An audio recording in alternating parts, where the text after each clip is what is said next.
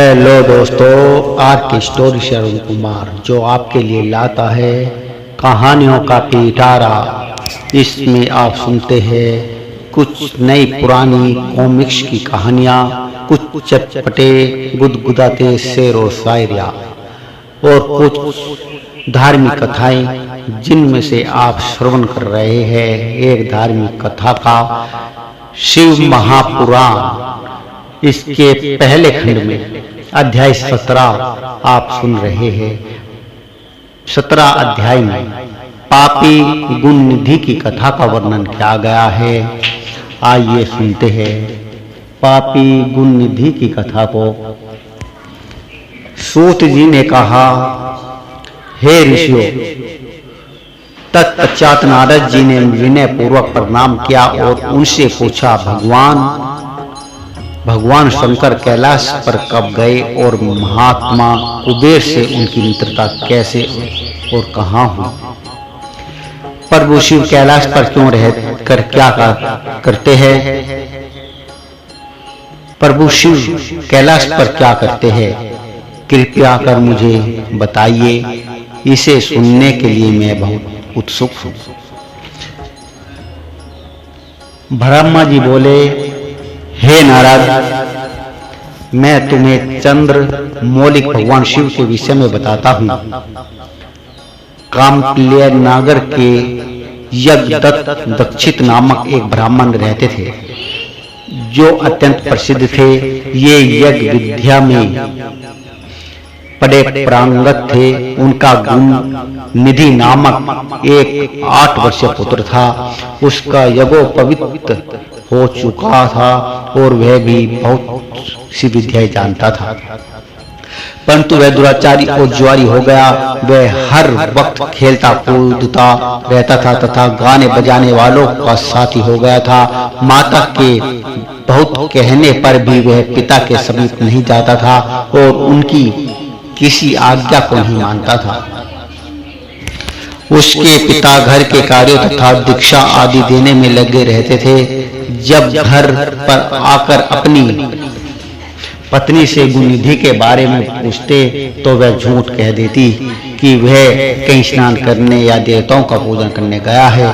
इस केवल एक ही पुत्र होने के कारण वह अपने पुत्र की कमियों को छुपाती रहती थी। उन्होंने अपने पुत्र का विवाह भी करा दिया। माता नित्य अपने पुत्र को समझाती थी। वह उसे यह भी समझाती थी कि तुम्हारे बुरी आदतों के बारे में तुम्हारे पिता को पता चल गया तो वह क्रोध के आवेश में हम दोनों को मार देंगे। परंतु गुणनिधि पर मां के समझाने का कोई भी प्रभाव नहीं पड़ता था। एक दिन उसने अपने पिता की अंगूठी चुरा ली और जब उसके पुत्र ने अपने पिता की अंगूठी चुरा ली और उसे जुए में हार गया, देव योग से उसके पिता को अंगूठी के विषय में पता चल गया। जब उन्होंने अंगूठी जुआरी के हाथ में देखी और उससे पूछा तो जुआरी ने कहा, मैंने कोई चोरी नहीं की है, अंगूठी मुझे तुम्हारे पुत्र ने ही दी है। यही नहीं बल्कि उसने और जुआरियों को भी बहुत सारा धन घर से लाकर दिया। परंतु आश्चर्य तो यह है कि तुम जैसे पंडित भी अपने पुत्र के लक्षणों को नहीं जान पाए। यह सारी बातें सुनकर पंडित दीक्षित का सिर श्रम से झुक गया। वे सिर झुकाकर और अपना मुंह ढककर अपने घर की ओर चल दिए। घर में पहुंचकर गुस्से से उन्होंने अपनी पत्नी को पुकारा। अपनी पत्नी से उन्होंने पूछा, तेरा लाडला पुत्र कहाँ है और मेरी अंगूठी जो मैंने तुम्हें सुबह दी थी वह कहाँ है? मुझे जल्दी से दो। पंडित की पत्नी ने फिर झूठ बोल दिया कि मुझे स्मरण नहीं है कि वह कहाँ है। अब तो दीक्षित जी को और भी क्रोध आ गया।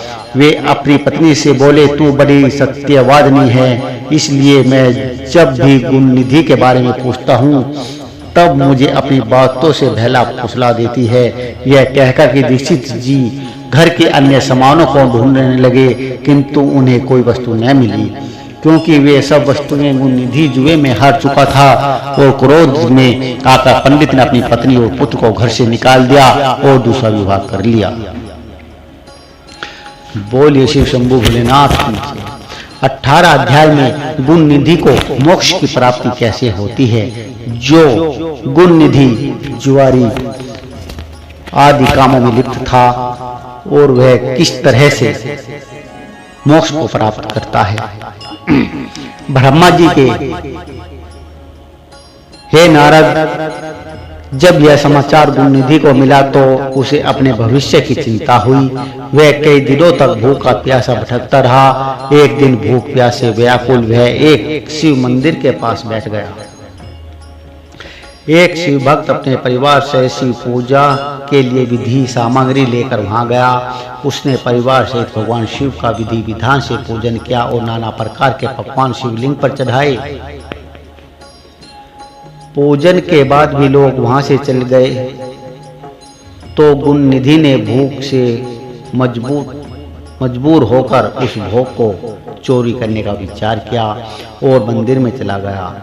उस समय अंधेरा हो चुका था, इसलिए उसने अपने वस्त्र को जलाकर उजाला किया। यह मानो उसने भगवान शिव के सम्मुख दीप जलाकर दीपदान किया था। जैसे ही वह सब भोग उठाकर भागने लगा, उसके पैरों की धमक से लोगों को पता चल गया कि उसने मंदिर में चोरी की है। सभी उसे पकड़ने के लिए दौड़े और उसका पीछा करने लगे। नगर के लोगों ने उसे खूब मारा। उनकी मार को उसका भूखा शरीर सहन नहीं कर सका। उसके प्राण पखेर उड़ गए। उसके कुकर्मों के कारण यमदूत उसको बांधकर ले जा रहे थे। तभी भगवान शिव के सर वहां पहुंचे और गुण निधि को यमदूतों के बंधनों से मुक्त करा दिया। यमदूतों ने शिवगणों को नमस्कार किया और उन्हें बताया कि यह बड़ा पापी और धर्म कर्म से हीन है। यह अपने पिता का भी शत्रु है। इसने शिव जी के भोग की भी चोरी की है। इतने बहुत पाप किए है, इसलिए यह यमलोक का अधिकारी है। इसे हमारे साथ जाने दे ताकि विभिन्न नरकों को यह भोग सके। तब शिवगणों ने उत्तर दिया कि निश्चय ही गुण निधि ने बहुत से पाप कर्म किए होंगे, परंतु इसने कुछ पुण्य कर्म भी किए हैं जो संख्या में कम होने पर भी पाप कर्मों को नष्ट करने वाले होते हैं। इसने रात्रि में अपने वस्त्र को फाड़कर शिवलिंग के समक्ष दीपक में बत्ती डालकर उसे जलाया और दीपदान किया।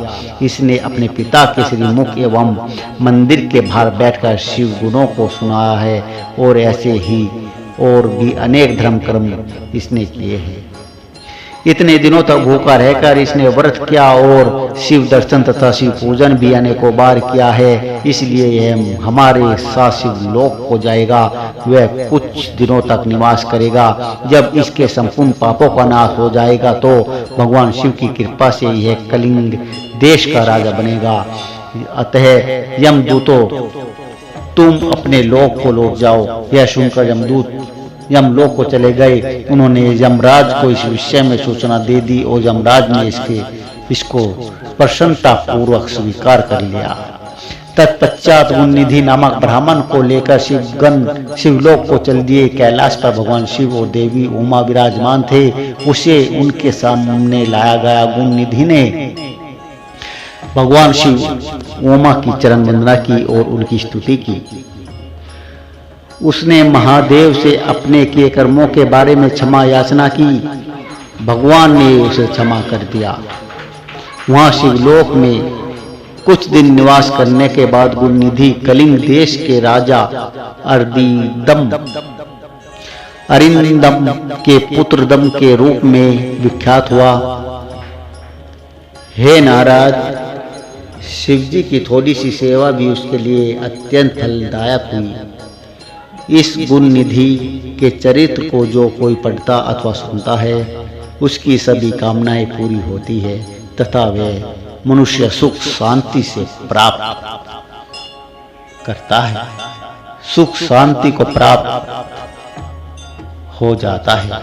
आइए ऐसे शिव महादेव आदि देव शिव शंभु भोलेनाथ की जय जय घोष करें।